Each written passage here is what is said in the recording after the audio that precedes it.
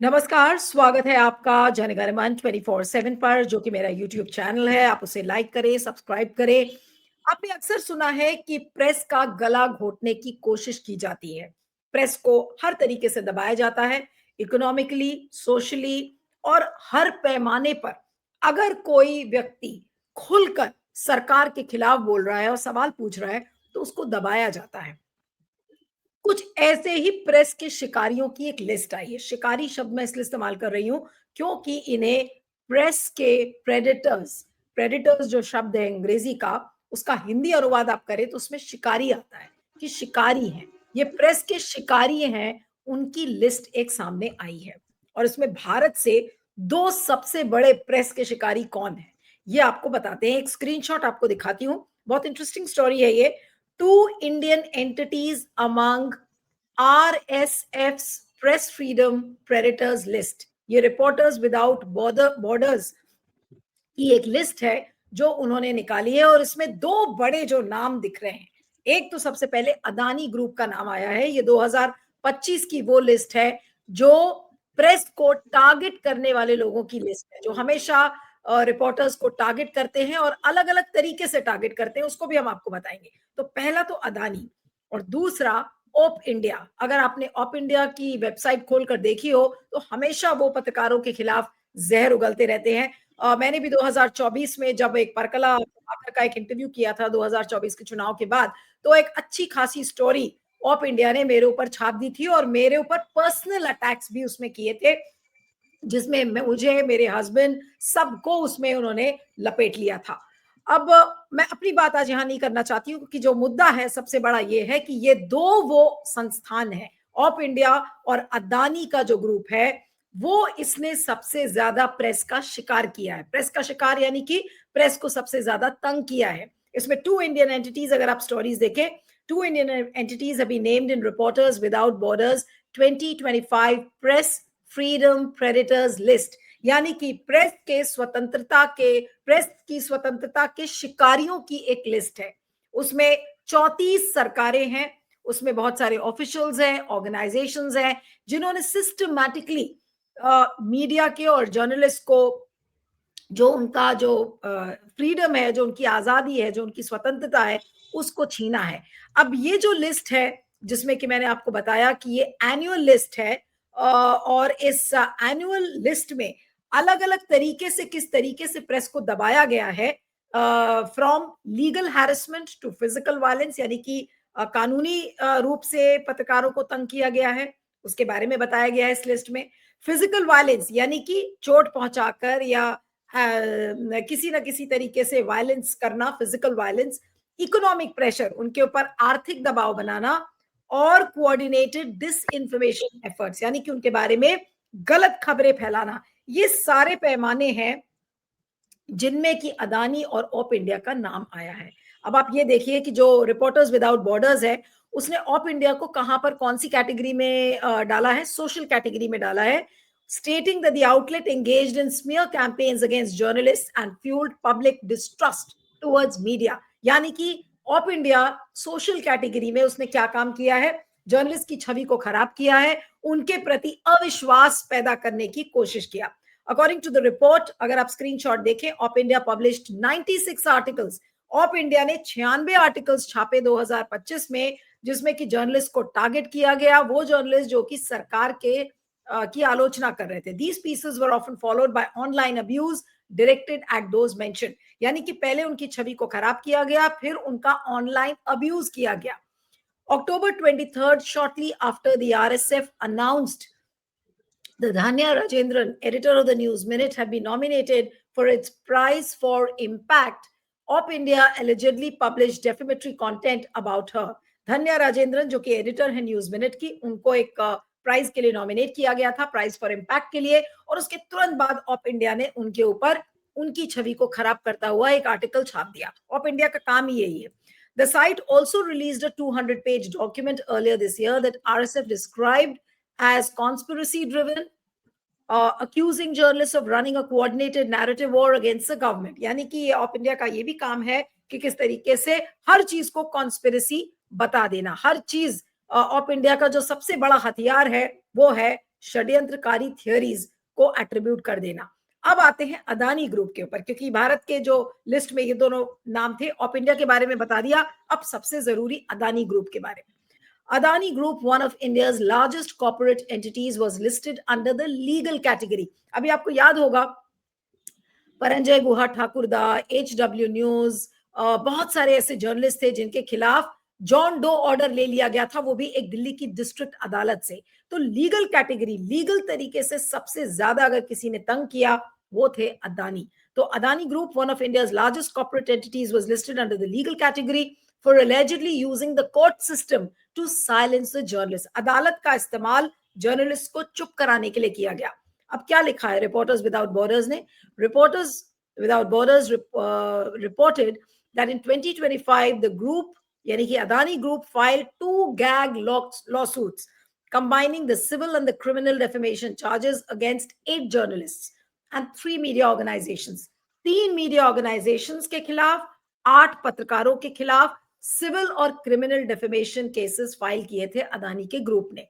और इन दोनों केसेस में court reportedly granted ex parte injunctions, जिसको कहते हैं कि एक कोर्ट ऑर्डर विदाउट नोटिफाइंग और hearing the other party, that allowed the company to determine which media content was defamatory without a subsequent hearing. यानी कि बिना अगली पार्टी के हियरिंग के एक ऐसा इंजंक्शन ऑर्डर अदानी ने कोर्ट से ले लिया, जिसके चलते अदानी डिसाइड कर रहे थे, अदानी ये फैसला कर रहे थे कि कौन सा कंटेंट डेफेमेटरी है, और उस वजह से उन्होंने क्या किया? RSF added that the suits included a John Doe clause which allows a lawsuit to include unidentified people, so the case can later be expanded to additional parties. यानी कि इन जर्नलिस्ट जिसकी मैं बात कर रही हूँ कि 3 मीडिया संस्थान और 8 जर्नलिस्ट के खिलाफ ये जो जॉन डो ऑर्डर लिया था, ये ऐसे शेप का कर दिया था कि जिससे कि जो भी अदानी के खिलाफ कुछ बोलता है उसको हम धर पकड़ेंगे। इस तरीके की कोशिश अदानी की थी। और इसमें रिपोर्टर्स विदाउट बॉर्डर्स की ये जो लिस्ट है, प्रेस फ्रीडम प्रेडिटर्स लिस्ट में इसका नाम है। Ministry of Information issued orders targeting independent journalists Ravish Kumar, outlets such as News Laundry, Wire, HW News, allegedly at the group's behest. ये सारे ग्रुप्स हैं जिनको अदानी ने सप्रेस किया। The list quoted from a September 7, 2025 suit filed by Adani Enterprises. The plaintiff is aggrieved by the actions of certain reporters, activists, and organizations who, with malicious intent, have damaged the Adani Group's reputation and also cost its stakeholders billions of dollars, and also caused massive loss to the image, brand equity, and credibility of India's brand as a country. The suit alleged that these parties had aligned with anti-India interests and were attempting to disrupt the infrastructure and energy projects. अब इसमें और कौन-कौन से लोग हैं? ये तो भारत के 2 लोग थे, अदानी ग्रुप और ऑफ इंडिया। इसमें और भी बड़े-बड़े महानुभाव इसमें शामिल हैं। कौन-कौन से हैं ये देखिए।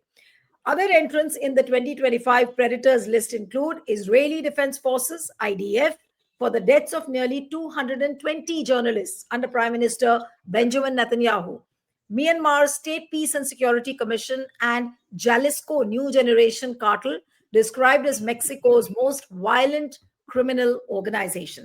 और ग्लोबल फिगर्स में जिसका नाम है Xi Jinping, Vladimir Putin, Mohammed bin Salman, Elon Musk, they were also named by the Reporters Without Borders, citing their involvement in censorship, propaganda, or harassment of journalists. RSF stated that some predators use the state apparatus to suppress the media, others rely on physical force or economic pressure, while some exploit judicial systems or incite public hostility towards the press.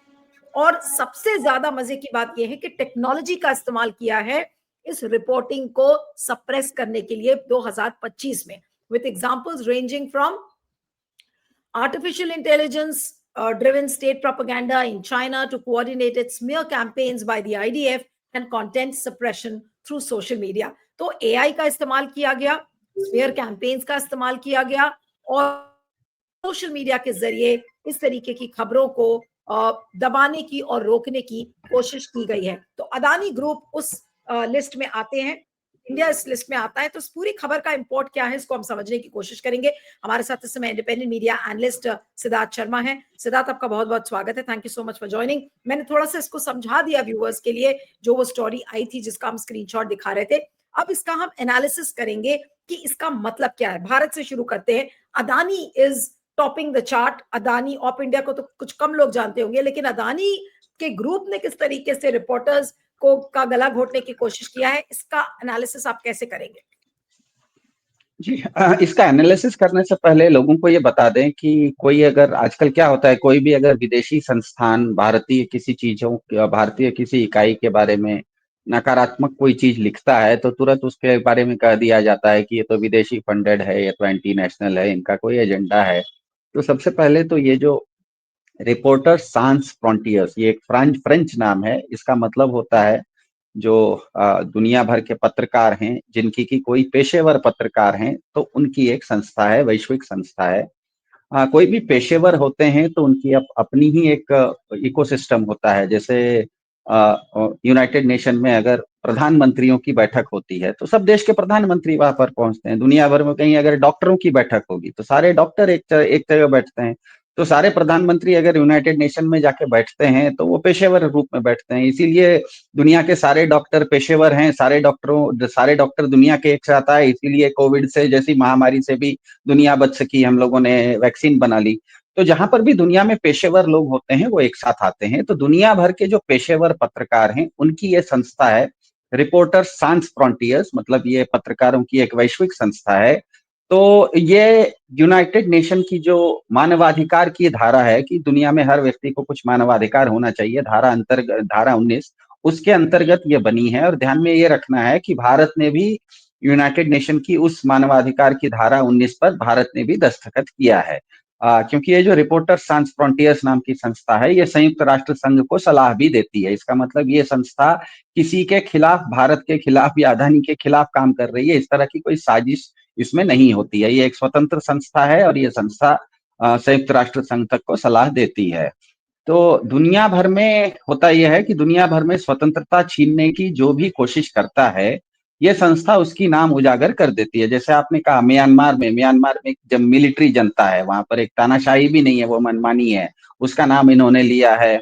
Bharat में अदानी समूह का नाम लिया है। Of India नाम की एक बहुत बड़ी मैगजीन है, एक इकोसिस्टम में वो मैगजीन बहुत पढ़ी जाती है, उसका नाम लिया है। मेक्सिको के ड्रग कार्टेल का नाम लिया है। एक सऊदी अरब के मोहम्मद बिन सलमान का नाम लिया है। मोहम्मद बिन सलमान का नाम इसीलिए है क्योंकि सऊदी अरब के एक नागरिक थे जिनका नाम था जमाल खशोगी, वो अमेरिका में जर्नलिस्ट थे। उनको अपना पासपोर्ट रिन्यू करवाने के लिए टर्की इस्तांबुल बुलाया गया और टर्की इस्तांबुल में जो सऊदी अरब की जो दूतावास है, दूतावास के अंदर वो गए और अंदर ही उनकी हत्या भी कर दी गई और उनके शरीर के टुकड़े टुकड़े भी कर दिए गए। तो रिपोर्टर सांस फ्रंटियर्स ने ये भी उनका बताया है। तो दुनिया भर में कोई भी अगर स्वतंत्रता छीनने का कोई काम करता है, जिसको आप कह रहे हैं फ्रीडम प्रेडेटर्स, मतलब प्रेडेटर का मतलब होता है शिकारी, तो स्वतंत्रता का जो शिकार करता है, स्वतंत्रता दूसरे की स्वतंत्रता जो छीनता है, खास करके वो अगर रिपोर्टर्स हैं, पत्रकार हैं, दुनिया में कहीं भी हो, कोई भी हो, उनके साथ ये खड़ा रहता है, उनकी बात उजागर करता है। कई जगहों पर तो भारत को छोड़ दीजिए, कई ऐसे देश हैं जहां पर कि किसी तरह का कोई कोर्ट नहीं है, किसी तरह की सुनवाई नहीं है, तो वहां पर उन लोगों को किस तरह की मदद पहुंचाई जाए, किस तरह की कानूनी मदद पहुंचाई जाए, ये सब भी ये काम ये संस्था करती है। तो दुनिया भर में ये जो भी स्वतंत्रता छीनने का काम करते हैं उनके लिए ये उनके लिए काम करते हैं। तो आपने जिस तरह से बताया कि इन्होंने दो भारतीय संस्थाओं का नाम लिया है, एक अडानी समूह का और दूसरा ऑप इंडिया का। तो पहले मैं ऑप इंडिया के बारे में बोलता हूँ। ऑप इंडिया पर इन्होंने कहा, इनका रिपोर्टर सांस फ्रंटियर्स का कहना है, इन्होंने सिर्फ एक साल में, पिछले एक साल में 2024 में 96 ऐसे आर्टिकल अपने वेबसाइट पे और अपने मैगजीन में डाले, जिसमें कि जिन जिन रिपोर्टर्स ने भारत सरकार के खिलाफ कुछ भी लिखा था उनको इन्होंने टारगेट किया। उनको टारगेट करते समय उनको कहा गया कि एंटी नेशनल है, फॉरेन फंडिंग है, इस तरह के धब्बे लगाए गए उनके ऊपर। और उसके चलते क्या हुआ, उसके बाद वो चीज नैरेटिव के रूप में ऐसी फैली कि सोशल मीडिया में उन जर्नलिस्ट का जीना हराम हो गया। जिस तरह से आपने भी बताया कि आपके ऊपर भी कभी इस तरह का जब हुआ था, उसके चलते आपको भी काफी परेशानी हुई, आपके परिवार को परेशानी होने लग जाती है, क्योंकि आप एक चीज अगर समाज में फेंक देते हैं, एक झूठा ही सही, एक एक अगर आप शगुफा समाज में फेंक देते हैं एक अगर गलतफहमी समाज में फेंक देते हैं तो बहुत सारे लोग उस झांसे में आ जाते हैं और फिर आपको वो विलन के रूप में देखना शुरू करते हैं। तो ऑप इंडिया ने पिछले सिर्फ 1 साल में 96 ऐसे आर्टिकल्स अपने वेबसाइट पे डाले जिसमें कि केवल और केवल सरकार का विरोध जिन जर्नलिस्ट ने किया था उन्हीं का नाम और उन्हीं के ऊपर काला धब्बा लगाया गया। अगर ऑप इंडिया अपने आप में मैगजीन है, अगर ऑप इंडिया अपने आप में कोई एक अखबार है, तो इस ये कैसे हो सकता है कि केवल सरकार के खिलाफ बोलने वालों पर ही ये मैगजीन लिख रही है, सरकार के पक्ष में लिखने वालों के पक्ष में क्यों नहीं खड़ी है? इसका मतलब ये है कि कहीं ना कहीं इनका बीजेपी इकोसिस्टम के साथ किसी न किसी तरह का सांठगांठ है। दूसरा, अदानी के मामले में आपने स्पष्ट बता ही दिया।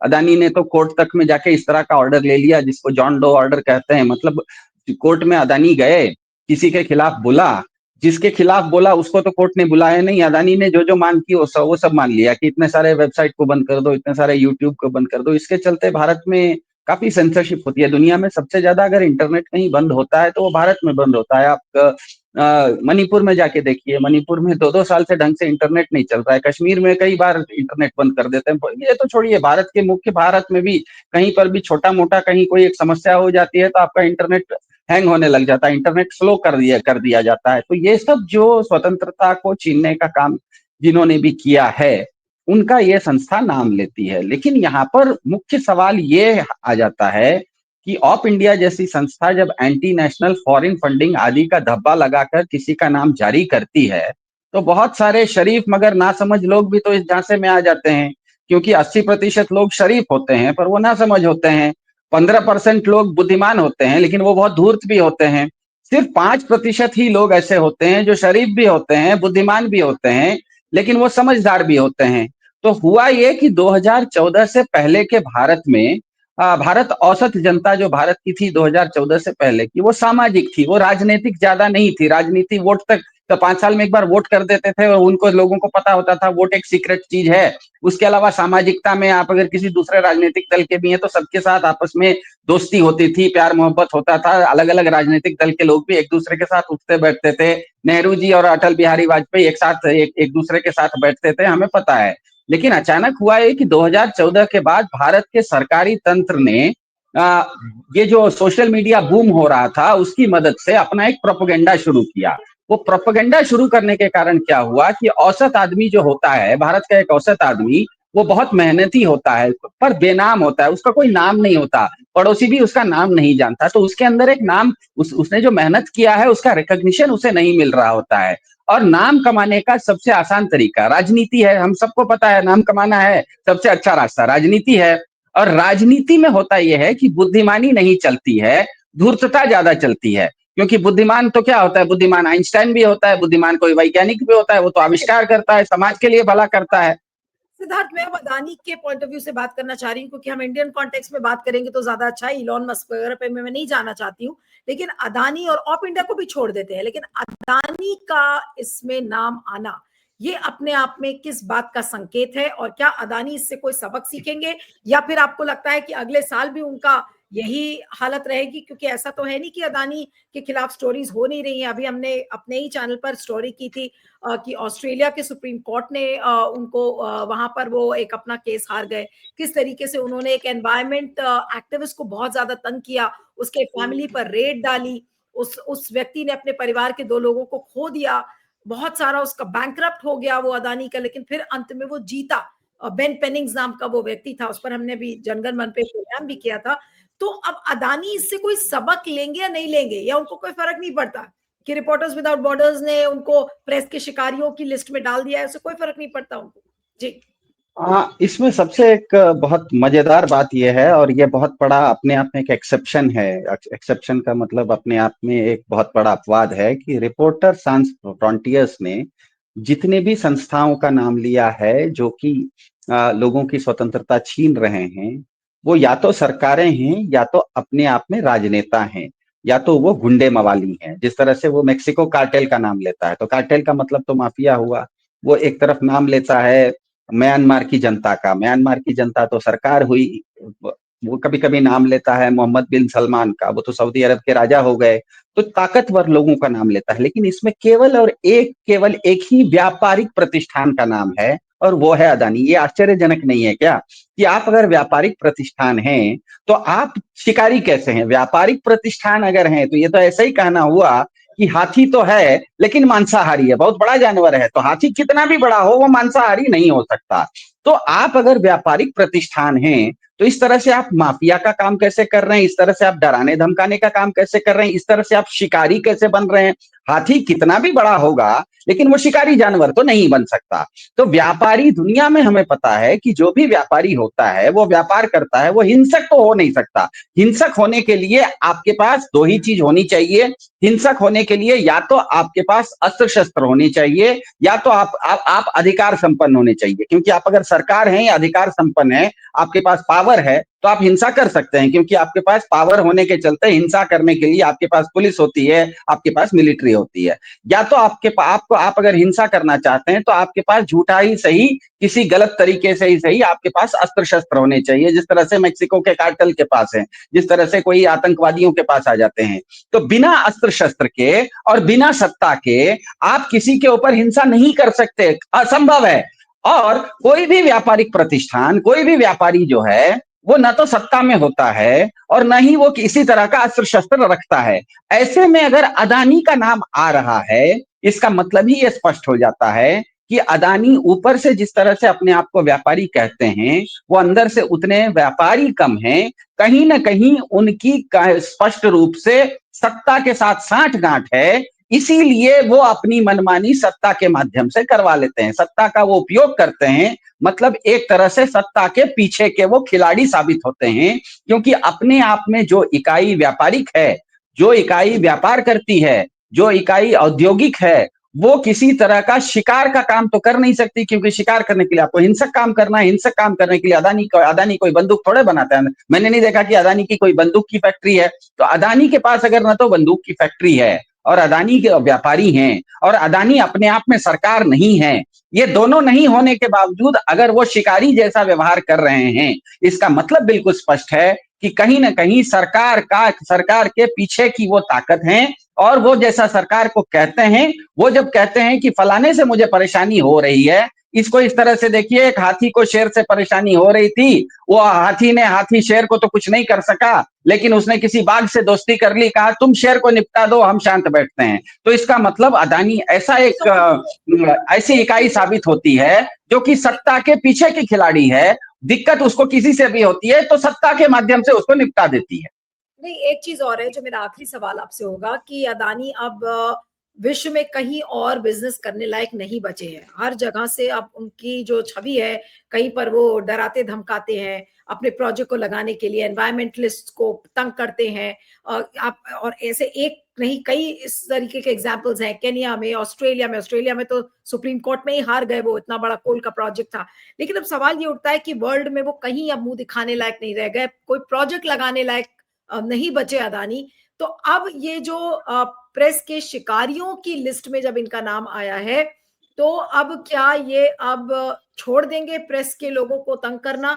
क्योंकि अब क्या करेंगे, उनके पास विकल्प क्या है? और इस लिस्ट में नाम आने का मतलब क्या है उनकी छवि के पॉइंट ऑफ व्यू से? देखिए, जहां तक अदानी की छवि की बात है, विश्व में अदानी की छवि समाप्त हो चुकी है, क्योंकि दुनिया अब भारत में ही देखिए, भारत में बहुत सारे औद्योगिक समूह हैं। दो तीन का नाम ले लेते हैं, अदानी है, अंबानी है, बजाज है, टाटा है, इन चार लोगों का नाम ले लेते हैं, चारों का नाम सबको पता है। इसमें से टाटा भारत में भी काम करता है और इंग्लैंड जैसे विकसित देश में जगुआर नाम की कंपनी भी उसने खरीद ली है। इतना मतलब विश्व में उसका नाम है कि वो जगुआर, इंग्लैंड में जाके विकसित देश में भी वो अपना धंधा कर पाता है। दूसरा अंबानी है, भारत में भी बहुत सारा धंधा करते हैं, लेकिन हमें ये पता है वो रूस से भी कभी तेल खरीदते हैं। वो आजकल अमेरिका से एलपीजी भी खरीद रहे हैं। मतलब उनका उनका जो फुटप्रिंट है, उनकी जो छवि है, उनकी विश्व बाजार में छवि ऐसी है कि वो एक वैश्विक खिलाड़ी माने जाते हैं। तीसरा बजाज है, बहुत छोटी सी कंपनी, इन दोनों के क्या कहते हैं मुकाबले छोटी कंपनी है। लेकिन हमें पता है अभी हाल फिलहाल में भारत के लीडर ऑफ अपोजिशन कहीं दक्षिण अमेरिका की देश में गए थे, वहां पर बजाज के पल्सर की बाइक खड़ी मिली तो उसके साथ फोटो खींचा। इसका मतलब उनका भी वैश्विक प्रभाव है, इसका मतलब उनका भी फुटप्रिंट वैश्विक है। और ये तीनों जो हैं, ये दुनिया के विकसित देशों के साथ व्यापार करते हैं, मतलब विकसित देशों में इनका नाम है। चौथा अडानी, मुझे एक विकसित देश बता दीजिए जहां के साथ अडानी का व्यापार चलता हो। अडानी का सारा व्यापार चलता है बांग्लादेश के साथ, केनिया के साथ, श्रीलंका के साथ।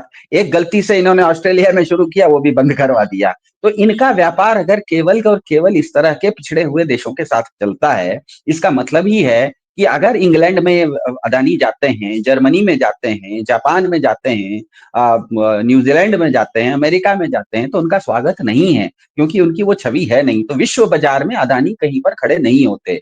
इसीलिए तो अडानी जैसे कंपनी, इतनी बड़ी कंपनी, तथाकथित कंपनी के खिलाफ अमेरिकी कोर्ट ने यहां तक कि एक इंडाइटमेंट कर दिया है, मतलब उसने चार्जशीट कर दिया है कि आप तो भारत छोड़ के अमेरिका में आके फर्जीवाड़ा कर रहे थे, अमेरिकी नागरिकों का पैसा आप फर्जीवाड़े से उठा रहे थे, उगा रहे थे। तो अडानी का जो वैश्विक व्यापार की छवि है वो तो शून्य है, ये मान के चलिए।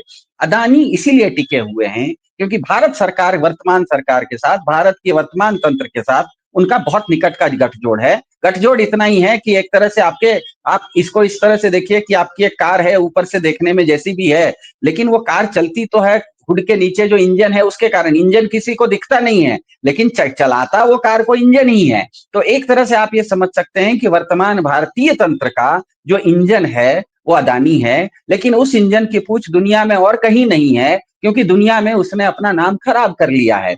इसीलिए आने वाले समय में मेरे ख्याल से इस तरह के रिपोर्टर्स, सांस फ्रंटियर्स की जो रिपोर्ट है, इसके चलते अडानी का जो वैश्विक साख है या वैश्विक बाजार में जो नाम है और भी खराब होगा। मुझे आश्चर्य नहीं होगा कि अमेरिका में जिस कोर्ट में इनके खिलाफ कोई केस चल रहा है उसमें इस तरह की चीजों को भी शामिल किया जाए कि देखिए ये इतने, मतलब ये जिनके ऊपर मैंने केस किया है वो तो इतने बदनाम हैं।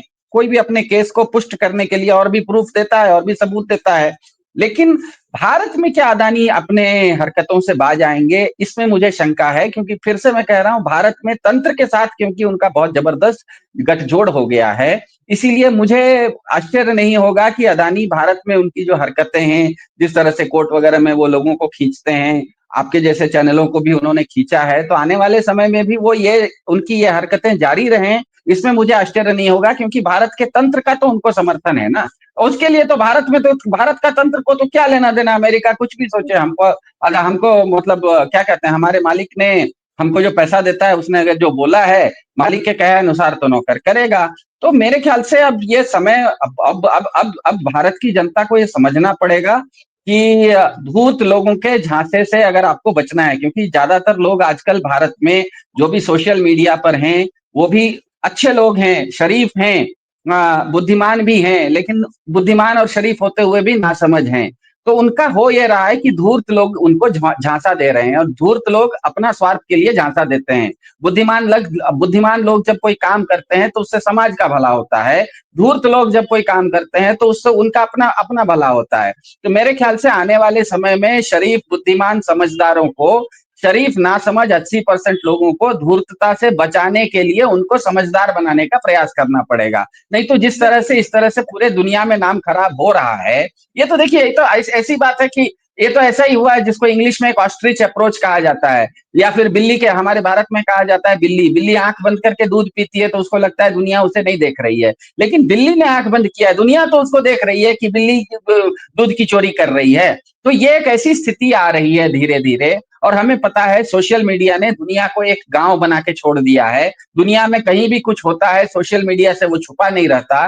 तो आप हिंदुस्तान में अपना नाम बचाते भी रहिए, लेकिन अगर दुनिया में आपका नाम खराब होते रहेगा तो आज नहीं कल आपकी जो साख है वो अदानी की भी साख गिरेगी। और जो भी अदानी का समर्थन आज कर रहा है, अगर भारत का शासन तंत्र अदानी का समर्थन पीठ पीछे कर रहा है किसी भी कारण से, तो उसकी भी बदनामी होगी। इसीलिए लोग आज कह रहे हैं, आज यहां तक हो गया, कह रहे हैं कि क्योंकि अमेरिका में अदानी का केस है उसके दबाव में आ गए हैं, आ गया है भारत का शासन तंत्र। इसीलिए जिस सेना ने ऑपरेशन सिंदूर में 10 मई को पीओके एक हाथ में ले लिया था, अखंड भारत एक हाथ में ले लिया था, और बीजेपी का कहना ही पीओके और अखंड भारत दोनों था, उसको शाम के 5 बजे तक ट्रंप साहब के दबाव में इन्होंने छोड़ दिया भारत की शासन तंत्र ने, क्योंकि अदानी का केस था, वो इनको ब्लैकमेल कर रहा था। तो ये तो सब लोग बोल रहा है, बच्चा बच्चा इस देश का बोल रहा है। तो ये आने वाले समय में अगर भारत का तंत्र इसी तरह से अडानी जैसे लोगों के कब्जे में रहा, सत्ता से पैसा और पैसे से सत्ता के खेल में रहा, तो उसकी भी अपनी विश्वसनीयता धीरे धीरे दुनिया में, देखिए दुनिया में आज है स्थिति ऐसी है कि मैंने आपके एक आध कार्यक्रम में कहा था कि आप एक बार अगर गली के किसी गुंडे से पिट जाते हैं तो कोई भी आने जाने वाला बजा के चला जाता है। तो यहाँ पर ट्रंप ने जो बजाया, कल हमने देखा नेपाल ने अपना एक नोट बनाया, उसमें आधा भारत को नेपाल अपना बोल रहा है। फिर ट्रंप तो ट्रंप, अब तो नेपाल भी आपके ऊपर चढ़ना शुरू कर दिया है। तो ऐसे में मुझे बताइए कि भारत की सार्वभौमिकता या भारत की जो साख है, अडानी की साख छोड़िए, अडानी की दुनिया में कोई साख नहीं है, भारत में भी उनकी साख कम है, उनका प्रभाव ज्यादा है क्योंकि तंत्र की मदद है।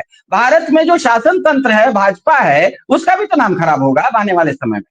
मैं वापस अदानी पे ही आ रही हूँ और बस मैं कार्यक्रम खत्म कर रही हूँ कि अदानी की छवि पहले से ही खराब थी, दिवालियापन से वो गुजर रहे हैं, उनको कहीं किसी भी विश्व के देश में उनको अब बिजनेस नहीं मिल रहा है और अब उनका नाम इस प्रेस की शिकारियों की लिस्ट में आ गया। तो आप सोच सकते हैं कि इसका प्रभाव क्या पड़ेगा और उनकी छवि अब और गर्त में जाएगी। इस कार्यक्रम को यहाँ खत्म करते हैं। आपका बहुत बहुत शुक्रिया Siddharth, thank you so much for joining. जी कुछ बोलना चाह रहे हैं?